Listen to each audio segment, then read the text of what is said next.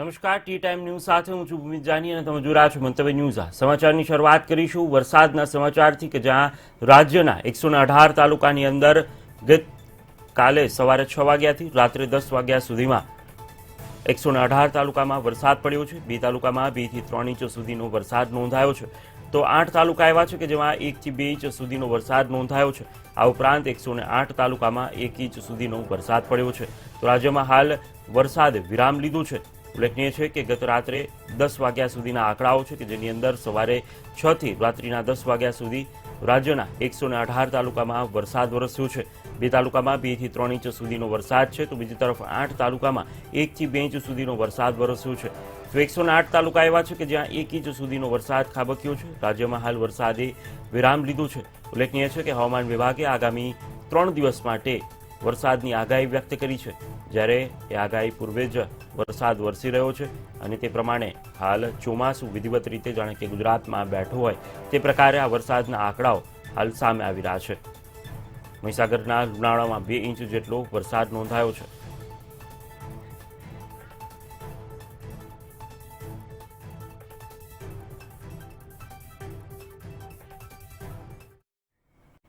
સમાચારમાં આગળ વાત કરીએ તો ભાવનગર પંથકથી સમાચાર મળી રહ્યા છે કે જ્યાં મહુવામાં પણ મેઘ મહેર જોવા મળી રહી છે. મહુવામાં સવારે 6 થી રાત્રે 10 સુધીમાં 8 ઇંચ જેટલો વરસાદ પડ્યો છે. તો પાલીતાણા અને વલ્લભીપુરમાં કાલે પણ વરસાદ વરસ્યો હતો. તો બરવાડા સહિત સ્થળોએ હળવો વરસાદ એ પડ્યો હતો.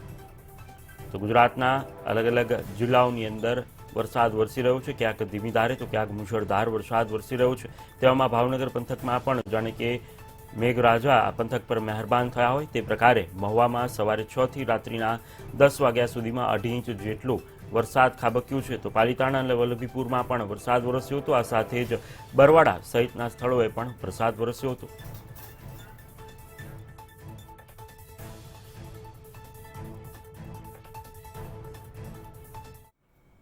સમાચાર મળી રહ્યા છે મહીસાગર જિલ્લાથી કે જ્યાં 16 કલાકની અંદર સાર્વત્રિક વરસાદ વરસ્યો છે. મહીસાગરના લુણાવાડામાં 2 ઇંચ જેટલો વરસાદ પડ્યો છે. તો વીરપુરમાં 2 ઇંચ જેટલો વરસાદ નોંધાયો છે. તો સંતરામપુરમાં પણ સરેરાશ 1 ઇંચ જેટલો વરસાદ પડ્યો છે. ખાનપુર સહિતના વિસ્તારોમાં પણ ધીમી ધારે વરસાદ વરસ્યો હતો. તો રાજ્યના વિવિધ શહેરોની અંદર વરસાદ ધીમી ધારે વરસી રહ્યો છે. તેને લઈને આ સમાચાર સામે આવ્યા કે જ્યાં મહીસાગર જિલ્લો પણ બાકાત નથી અને મહીસાગર જિલ્લામાં 16 કલાકમાં સાર્વત્રિક વરસાદ જોવા મળ્યું છે. મહીસાગરના લુણાવાડામાં સરેરાશ 2 ઇંચ જેટલો વરસાદ નોંધાયો છે.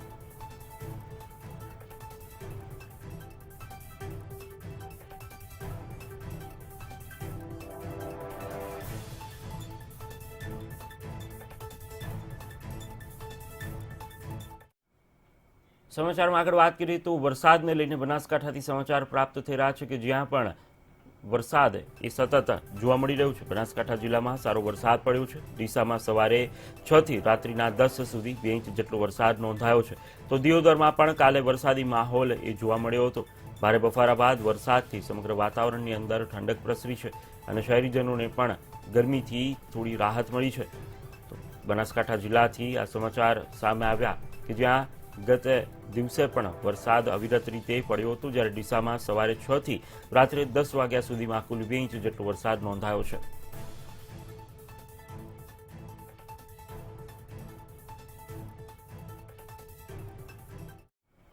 તો મહેસાણાના વિસનગરથી સમાચાર મળી રહ્યા છે કે જ્યાં 1.5 ઇંચ જેટલો વરસાદ નોંધાયો છે. ગુજરાતમાં જે રીતે અલગ અલગ શહેરોમાં અને જિલ્લાઓમાં વરસાદ વરસી રહ્યો છે, ત્યારે મહેસાણાની વાત કરીએ તો મહેસાણા પંથકના વિસનગરમાં 1.5 ઇંચ જેટલો વરસાદ નોંધાયો. તો જોટણા અને ઊંઝામાં પણ વરસાદી માહોલ જોવા મળ્યો હતો. કાલે દિવસભર હળવો વરસાદ એ સતત ધીમી ધારે વરસ્યો હતો. ઉલ્લેખનીય છે કે હવામાન વિભાગે આગામી 3 દિવસ માટે સમગ્ર ગુજરાતની અંદર ભારેથી અતિભારે વરસાદની આગાહી વ્યક્ત કરી છે.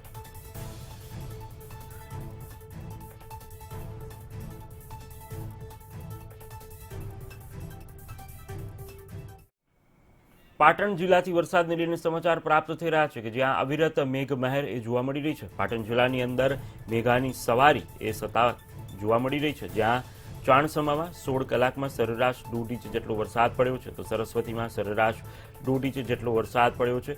આ સાથે જ હારીજમાં પણ સરેરાશ 1 ઇંચ જેટલો વરસાદ પડ્યો છે. તો નીચાણવાળા વિસ્તારોમાં ભારે વરસાદને પગલે પાણી ભરાઈ જવાની સમસ્યાનું પણ નિર્માણ થયું હતું.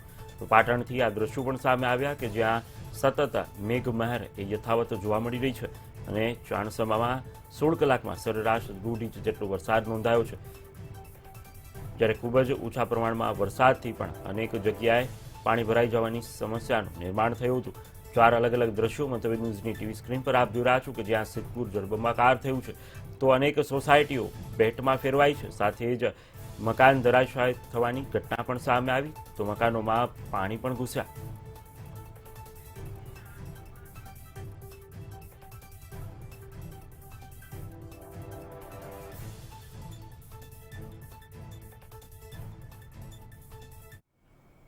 પંચમહાલ જિલ્લાથી સમાચાર મળી રહ્યા છે કે જ્યાં મેઘાની અવિરત સવારી એ જોવા મળી રહી છે, જાણે કે મેઘરાજા મહેરબાન થયા હોય પંચમહાલ જિલ્લા પર તે પ્રકારે મોરવા હડફમાં સરેરાશ 2 ઇંચ જેટલો વરસાદ નોંધાયો હતો, ગોધરામાં સરેરાશ 1 ઇંચ જેટલો વરસાદ નોંધાયો છે તો સાથે જ સવારે 6 થી રાત્રિના 10 સુધી સમગ્ર પંથકની અંદર વરસાદી માહોલ એ યથાવત જોવા મળ્યો હતો। ઉલ્લેખનીય છે કે આજે પણ વાદળછાયું વાતાવરણ હજી રાજ્યના અનેક જિલ્લાઓની અંદર જોવા મળી રહ્યું છે, જ્યારે વરસાદને પગલે સમગ્ર પંથકની અંદર વાતાવરણમાં ઠંડક પ્રસરી હતી।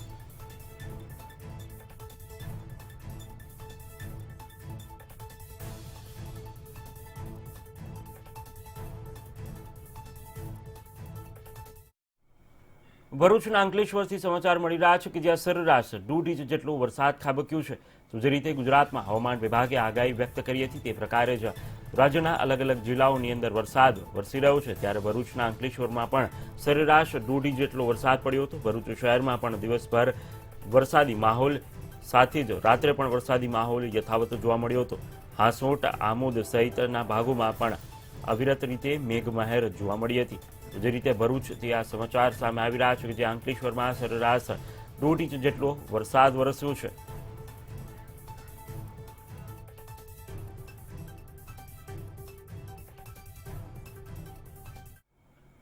વડોદરાના કરજણથી સમાચાર મળી રહ્યા છે કે જ્યાં સરેરાશ 1 ઇંચ જેટલો વરસાદ નોંધાયો છે। ગુજરાતની અંદર જાણે કે મેઘ સવારી અવિરતા અનેક જિલ્લાઓમાં જોવા મળી રહી છે, જેને લઈને વડોદરા પણ બાકાત નથી અને વડોદરા જિલ્લાના કરજણમાં 1 ઇંચ જેટલો વરસાદ ખાબક્યું છે। ડેસર સહિતના ભાગોમાં વરસાદી માહોલ એ હાલ યથાવત જોવા મળી રહ્યો છે તો આણંદ અને સોજિત્રામાં પણ વરસાદ વરસ્યો છે। વડોદરાના વરસાદના આંકડા પર નજર કરીએ તો વડોદરાના અલગ અલગ પંથકોની અંદર અવિરત મેઘમહેર એ જોવા મળી રહી છે, જ્યાં વડોદરાના કરજણમાં 1 ઇંચ સુધીનો વરસાદ નોંધાયો છે, જ્યારે કે ડેસર સહિતના ભાગોમાં વરસાદી માહોલ એ યથાવત છે। આણંદ અને સોજિત્રામાં પણ ધીમી ધારે વરસાદ વરસ્યો હતો। વરસાદને પગલે સમગ્ર પંથકની અંદર વાતાવરણમાં ઠંડક પ્રસરી હતી।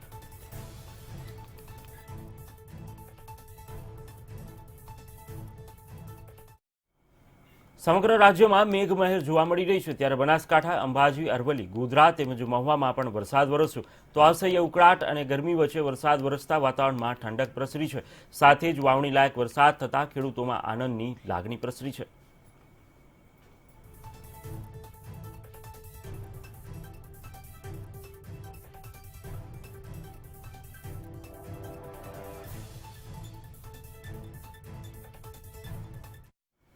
ગુજરાતમાં હવામાન વિભાગ દ્વારા આગામી 3 દિવસ માટે ભારેથી અતિભારે વરસાદની આગાહી વ્યક્ત કરવામાં આવી છે।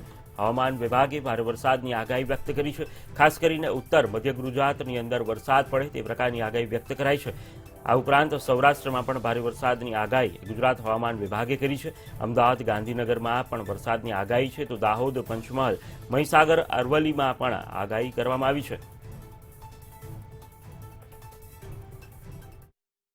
आज डे 1 के लिए काफ़ी सारे जगहों में बारिश रहेगा। गुजरात रीजन में मोस्टली गुजरात रीजन में ईस्ट सेंट्रल गुजरात जो है उसमें भारी से भारी बारिश होने का भी संभावना है।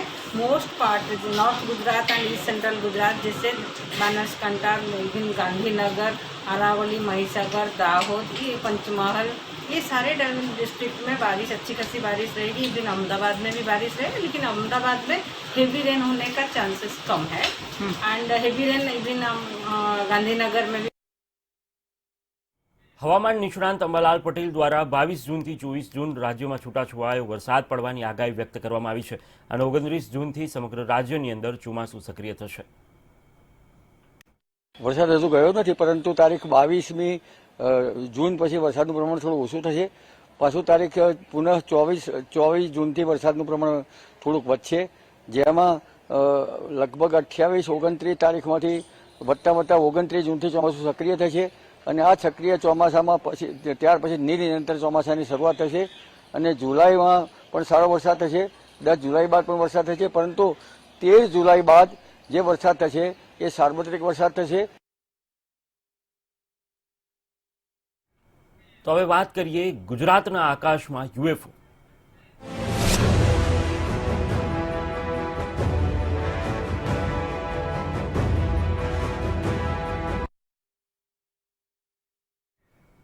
તો રાજકોટના ઉપલેટા પંથકથી સમાચાર પ્રાપ્ત થઈ રહ્યા છે, જ્યાં ગત રાત્રિના રોજ આકાશની અંદર જાણે કે યુએફઓ દેખાયા હોય, સાથે જ ભેદી ધડાકા સંભળાયા હોય તે પ્રકારની ઘટના બનવા પામી છે.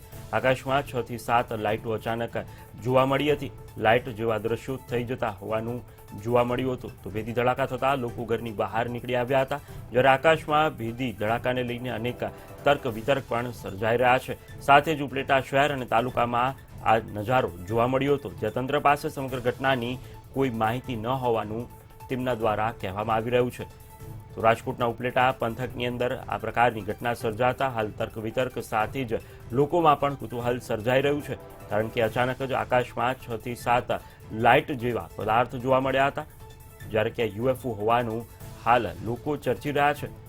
પરંતુ આ અંગે તંત્ર દ્વારા કોઈ સત્તાવાર રીતે માહિતી આપવામાં નથી આવતી. જ્યારે ભેદી ધડાકા થતાં લોકો ઘરની બહાર નીકળી આવ્યા હતા અને એ દરમિયાન આ પ્રકારના દ્રશ્યો સામે આવતા લોકોમાં ક્યાંક ડરનો માહોલ તો ક્યાંક કુતૂહલ પણ સર્જાયું હતું.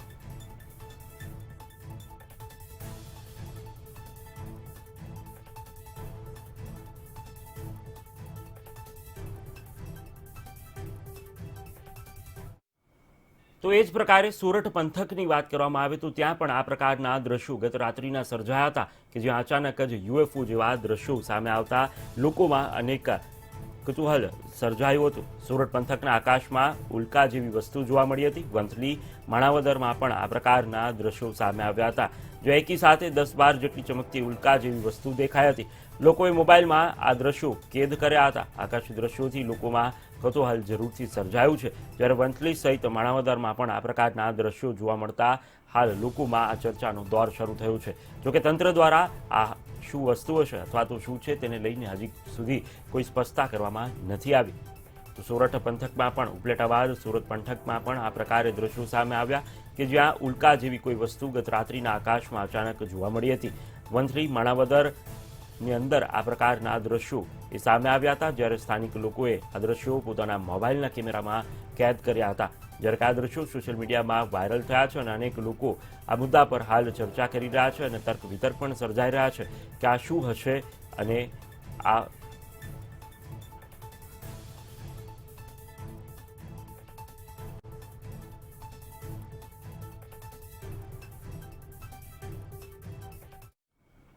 તો હવે વાત કરીએ શાહના ગુજરાત પ્રવાસ વિશે.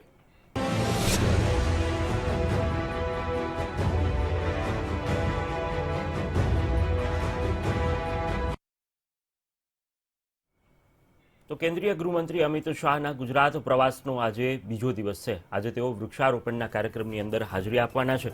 બોડકદેવ સ્થિત વૃક્ષારોપણ કાર્યક્રમની અંદર તેઓ હાજરી આપવાના છે. ગાંધીનગરમાં પણ વર્ચ્યુઅલી તેમના દ્વારા વૃક્ષારોપણ કાર્યક્રમની અંદર હાજરી આપવામાં આવશે. વૃક્ષારોપણ બાદ દિવસભર પરિવાર સાથે તેઓ સમય વિતાવશે. જે રીતે ગઈકાલે પણ વેક્સિનેશન અભિયાનનું તેમના દ્વારા શરૂઆત કરાવાઈ હતી. ઓન ધી સ્પોટ રજિસ્ટ્રેશન સાથે વેક્સિનેશનની શરૂઆત કરાવાઈ અને સાથે જ ગઈકાલે ઓવરબ્રિજના ઉદ્ઘાટન પણ કર્યા હતા. ત્યારે આજે બીજા દિવસે તેઓ બોડકદેવની અંદર વૃક્ષારોપણ કાર્યક્રમની અંદર ઉપસ્થિત રહેશે. સાથે ગાંધીનગરમાં પણ વર્ચ્યુઅલી રીતે વૃક્ષારોપણ કાર્યક્રમની અંદર હાજરી આપશે અને ત્યારબાદ દિવસભર તેઓ પરિવાર સાથે સમય વિતાવશે.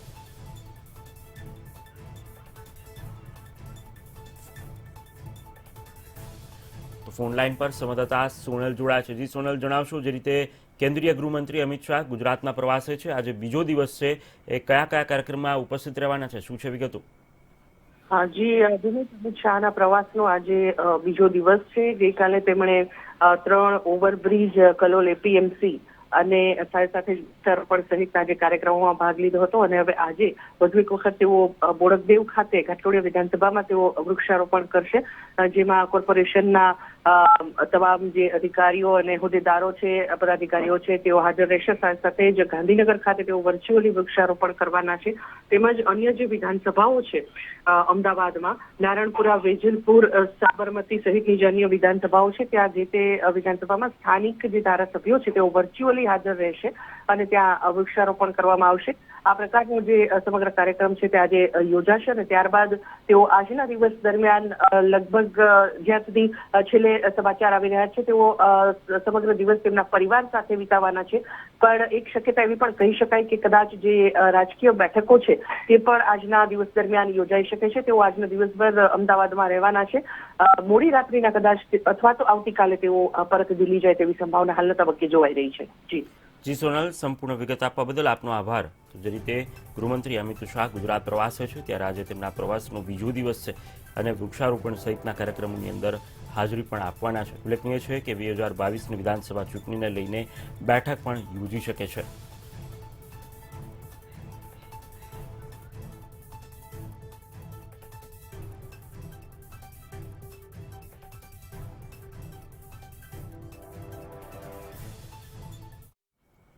તો મુખ્યમંત્રી વિજય રૂપાણી આજે પત્રકારોને સંબોધશે. પ્રેસ કોન્ફરન્સ દ્વારા એ પત્રકારોને સંબોધવાના છે, તેને લઈને આ સમાચાર પ્રાપ્ત થઈ રહ્યા છે. મુખ્યમંત્રી વિજય રૂપાણી બપોરે 12 કલાકે પત્રકાર પરિષદ યોજશે. સીએમ સાથે આ અંગે જ મહત્વની જાહેરાત પણ કરી શકે છે. મુખ્યમંત્રી રૂપાણી આજે પત્રકારો સાથે વાતચીત કરવાના છે, જેની અંદર તેઓ સંબોધન દરમિયાન કોઈ મોટી જાહેરાત કરી શકે છે. તો સીએમ રૂપાણી પત્રકાર પરિષદ સંબોધશે. બપોરે 12 વાગ્યે આ પત્રકાર પરિષદને સંબોધવામાં આવશે, જેની અંદર અનેક જાહેરાતો પણ થઈ શકે છે. ખાસ કરીને જ્યારે રાજ્યની અંદર વેક્સિનેશન પૂરજોશમાં ચાલી રહ્યું છે, ગઈકાલે નોંધપાત્ર વેક્સિનેશનમાં વધારો પણ જોવા મળ્યો છે.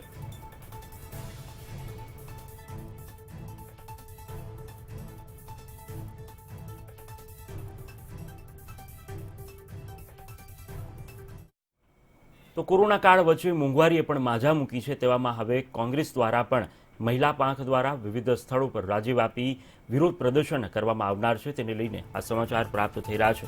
રાજ્યમાં મોંઘવારી મુદ્દે કોંગ્રેસ વિરોધ પ્રદર્શન કરશે. મહિલા કોંગ્રેસ રાજ્યભરની અંદર મોંઘવારી મુદ્દે વિરોધ પ્રદર્શન કરવામાં આવશે, જ્યારે કે આજથી એક સપ્તાહ સુધી આ પ્રકારે વિવિધ જિલ્લાઓની અંદર, વિવિધ શહેરોની અંદર કાર્યક્રમ યોજવામાં આવશે. મહિલા કોંગ્રેસના કાર્યકર્તાઓ જિલ્લા મથકે કાર્યક્રમ આપશે અને વિરોધ પ્રદર્શન કરશે. સાબરકાંઠા, તાપી અને ગીર સોમનાથ, ભરૂચમાં વિરોધ પ્રદર્શન કરવામાં આવનાર છે.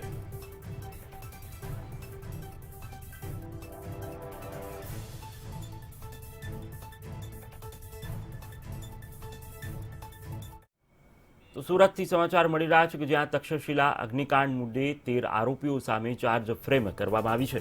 સુરતના તક્ષશિલા અગ્નિકાંડ મુદ્દે 13 આરોપી સામે ચાર્જ ફ્રેમ કરવામાં આવી છે. 2 વર્ષ અગાઉના અગ્નિકાંડમાં 22 માસૂમ જીવતા હોમાઈ ગયા હતા. જોકે આરોપીએ ગુનો કબૂલ કરવા ઇનકાર કર્યો છે, જ્યારે 14 આરોપી પૈકી અતુલ ગોસલા ચાર્જ મુક્ત થયા છે. સંચાલક ભાર્ગવ બુટાણી સહિત 13 સામે ચાર્જ ફ્રેમ કરવામાં આવ્યું છે. તો કોર્ટમાં વધુ સુનાવણી આગામી 5 જુલાઈના રોજ હાથ ધરાશે. ઓનલાઈન પર સંવાદદાતા સંજય મહંત જોડાય છે. સંજય, જણાવશો જે રીતે સુરતના તક્ષશિલા અગ્નિકાંડમાં 13 આરોપી સામે ચાર્જ ફ્રેમ કરવામાં આવી છે, શું છે વિશેષ વિગતો? સુરતમાં કલંકિત ઘટના કહી શકાય. 2 વર્ષ પહેલા તક્ષશિલા અગ્નિકાંડ સર્જાયો હતો, તેમાં 22 માસૂમનો ભોગ લેવાયો હતો અને આ ઘટનાની પાછળ જવાબદાર જે કોઈ એસએમસીના અધિકારીઓ હતા, ફાયર વિભાગના અધિકારીઓ હતા, ઉપરાંત જે બિલ્ડર હતા, સંચાલક હતા, તમામ લોકો સામે તે સમયે કાર્યવાહી કરવામાં આવી હતી. 14 જેટલા લોકોની ધરપકડ કરવામાં આવી હતી. ત્યારબાદ હવે ચાર્જ ફ્રેમ કરવામાં આવી છે. જોકે તમામ આરોપીઓ પોતાનો ગુનો કબૂલવા તૈયાર નથી. એટલા માટે હવે કોર્ટમાં આજે સુનાવણી છે એ ચાલી રહી છે. આગામી 5 તારીખે વધુ સુનાવણી હાથ ધરવામાં આવશે. ત્યારે હાલ તો પોલીસ દ્વારા ચાર્જ ફ્રેમ કરવામાં આવી છે અને જે આરોપીઓ છે તેમને કડકમાં કડક સજા થાય તે દિશામાં કાર્યવાહી હાથ ધરવામાં આવી. જી સંજય, સમગ્ર વિગત આપવા બદલ આપનો આભાર. તો સુરતમાં બનેલા તક્ષશિલા અગ્નિકાંડ મુદ્દે 13 આરોપી સામે ચાર્જ ફ્રેમ કરવામાં આવ્યું છે, જ્યારે કે આ સંપૂર્ણ કેસ મુદ્દે કોર્ટમાં વધુ સુનાવણી 5 જુલાઈ હાથ ધરાશે.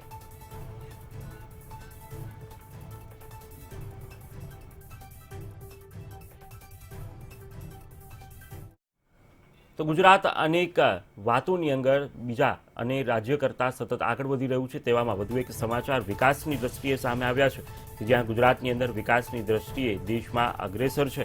દેશના અગ્રેસર 6 રાજ્યોમાં ગુજરાતનું સ્થાન આવ્યું છે. ગુજરાતમાં જીડીપીમાં વૃદ્ધિદર 10% છે, જ્યારે કે 5 વર્ષમાં માથાદીઠ આવક 35% વધી હોવાનું તારણ સામે આવ્યું છે. આ ઉપરાંત વિદેશ મૂડીરોકાણનો ત્રીજો ભાગ એ ગુજરાતમાં આવે છે.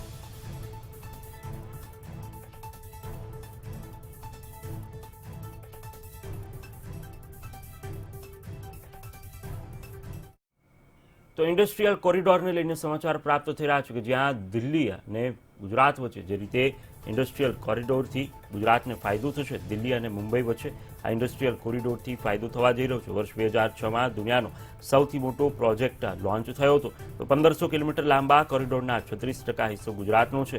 દેશમાં અમદાવાદ સ્પોર્ટ સિટી તરીકે ઓળખાશે. અમદાવાદ મુંબઈ હાઈસ્પીડ રેલ પ્રોજેક્ટને પણ જોડવામાં આવશે. તો અમદાવાદ રાજકોટ વચ્ચે સેમી હાઈસ્પીડ પ્રોજેક્ટ બનશે. પ્રથમ ફેઝ ગતિમાં અને બીજો ફેઝ 2027માં પૂર્ણ થશે, જ્યારે ત્રીજો ફેઝ 2037માં પ્રોજેક્ટ પૂર્ણ કરવાનું આયોજન છે.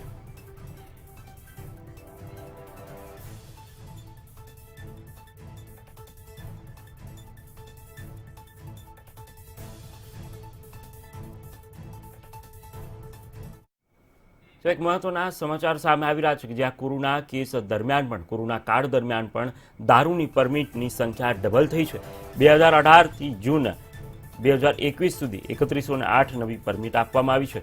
આ જ સમયે 5701 પરમિટનું રિન્યુ પણ થયું છે. આ વર્ષે 2021માં 1003ને નવી પરમિટ તો 723 રિન્યુ કરી દેવામાં આવી છે. પરમિટ માટે બીમારીનું કારણ વધુ અપાયા હોવાનું તારણ સામે આવી રહ્યું છે. તો કોરોના કાળ દરમિયાન પણ દારૂની પરમિટની સંખ્યા ડબલ થઈ છે. 2018 જૂનથી 2021 સુધીમાં 3108 નવી પરમિટ અપાઈ છે.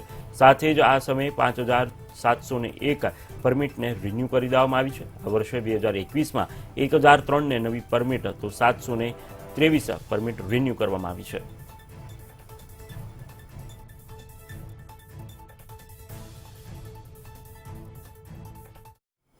તો હવે વાત કરીએ કોરોના કાળ વિશે.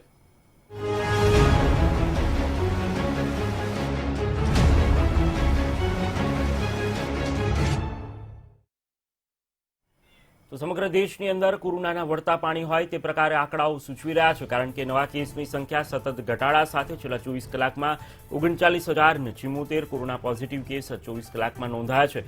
આ સાથે જ 74,440 દર્દીઓ કોરોના મુક્ત થયા છે, એટલે કે સાજા થયા છે, જે આંકડો પણ રાહત આપનારો છે. આ ઉપરાંત 24 કલાકમાં 1103 દર્દીઓના મૃત્યુ થયા છે. મૃત્યુઆંક સતત ઘટાડા સાથે છે, પરંતુ મૃત્યુ હજી પણ ચિંતાનો વિષય છે. આ ઉપરાંત એક્ટિવ કેસનો આંક અત્યારે 6.95 લાખ સુધી નીચે આવી ચૂક્યો છે, એટલે કે સતત એક્ટિવ કેસ પણ ઘટાડા પર છે. આ ઉપરાંત કોરોના કુલ કેસની સંખ્યા એ સમગ્ર દેશની અંદર 3 કરોડને નજીક છે, એટલે કે 2.99 કરોડ પર પહોંચી છે.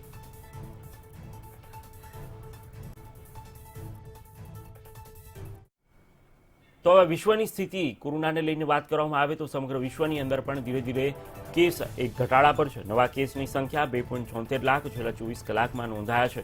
આ ઉપરાંત છેલ્લા 24 કલાકમાં કુલ 5,861 દર્દીઓના કોરોનાથી મૃત્યુ થયા છે. તો સમગ્ર વિશ્વમાં પણ કોરોનાની સેકન્ડ વેવ એ હવે પરાસ્ત થતી હોય તેવું લાગી રહ્યું છે. એક્ટિવ કેસનો આંક 1.14 કરોડ સુધી નીચે આવી ગયો છે. એક સમયે જ્યારે કરોડોની સંખ્યામાં કેસ હતા, જેમાં પણ ઘટાડા નોંધાઈ રહ્યા છે. તો કોરોના કુલ કેસની સંખ્યા સમગ્ર વિશ્વની અંદર 17.95 કરોડ સુધી પહોંચી ગઈ છે.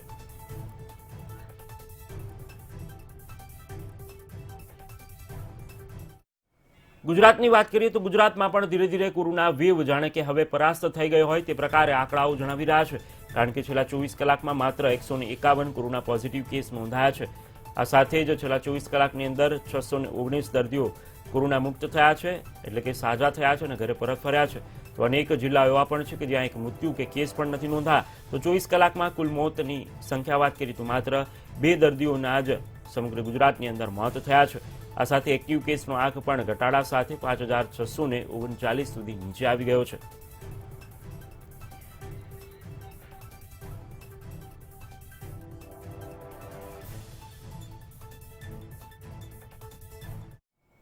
તો વેક્સિનેશનને લઈને સમાચાર પ્રાપ્ત થઈ રહ્યા છે કે જ્યાં રાજ્યમાં આજે વોક ઇન વેક્સિનેશનનું બીજો દિવસ છે, જે રીતે રાજ્યમાં ઓન ધ સ્પોટ રજીસ્ટ્રેશનને જબરદસ્ત પ્રતિસાદ મળી રહ્યો છે. ગઈકાલે રેકોર્ડ બ્રેક 4.87 લાખ લોકોએ કોરોનાનું વેક્સિન પ્રથમ ડોઝ લીધો હતો. તો 5,000 રસીકરણ કેન્દ્રો પર આ વેક્સિન અપાઈ રહી છે. 18 થી 44 સુધીની વયનાને વેક્સિન એ હાલ અપાઈ રહી છે. તો જે રીતે રાજ્ય સરકારે અને કેન્દ્ર સરકારની નવી ગાઈડલાઈન મુજબ અમલવારી શરૂ કરી દેવામાં આવી છે, જેમાં ઓન ધી સ્પોટ રજીસ્ટ્રેશન કરી અને જે લાભાર્થી છે, જે વ્યક્તિ છે તે ડાયરેક્ટ રસી લઈ શકશે. તેમના માટે તેમને અગાઉ રજીસ્ટ્રેશન કરાવવાની ઝંઝટમાંથી મુક્તિ આપવામાં આવી છે. ત્યારબાદ રાજ્યની અંદર વેક્સિનેશનનો આંકડો પણ વધ્યો છે.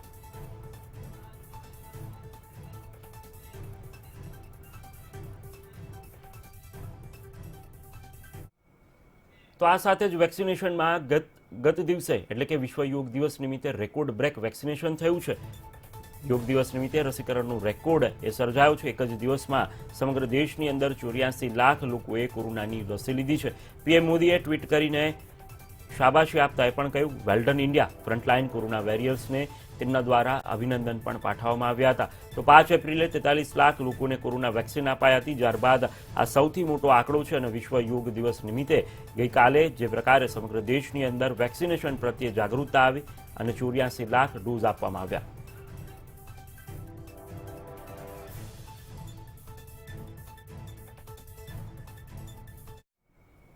તો અમરનાથ યાત્રાને લઈને સમાચાર પ્રાપ્ત થઈ રહ્યા છે કે જ્યાં સતત બીજા વર્ષે પણ અમરનાથ યાત્રાને કોરોનાનું ગ્રહણ લાગ્યું છે. કોરોનાના કારણે અમરનાથ યાત્રા રદ કરી દેવાનો નિર્ણય લેવામાં આવ્યો છે. સતત બીજા વર્ષે આ યાત્રા છે તે રદ કરવાનો નિર્ણય કરાયો છે. ભક્તો ઓનલાઈન દર્શન કરી શકે તે પ્રકારની વ્યવસ્થા એ શ્રાઇન બોર્ડ દ્વારા કરવામાં આવશે. પરંતુ હાલ જમ્મુ કાશ્મીરમાં ઉપરાજ્યપાલ દ્વારા આ યાત્રા રદ કરવા માટેનો નિર્ણય લેવામાં આવ્યો છે. 2019માં પણ કોરોના સંક્રમણ વધતા આ યાત્રા છે તે અટકાવવામાં આવી હતી.